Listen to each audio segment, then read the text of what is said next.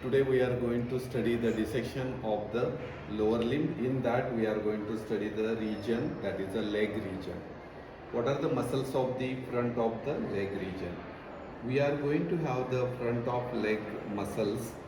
In this we have the medial side, we are going to have the tibia, and that is the medial surface is bony part. And when we have the anterior compartment of leg muscles, here we can see the anterior compartment of leg muscles. This is the one which muscle we call as an tibialis anterior. Then next to this we are going to have the extensor hallucis longus, and this muscle is extensor digitorum longus. So most important three muscles in the front of leg muscles are here tibialis anterior and extensor hallucis longus. You can see here also tibialis anterior, you can see, and extensor hallucis longus going to the great toe. And next which is we have the extensor digitorum, which is going for the remaining lateral 4 toes, 1, 2, 3 and 4 toes. That muscle we call as a extensor digitorum longus. Then extensor hallucis longus going for the great toe, and tibialis anterior inserting at the foot region.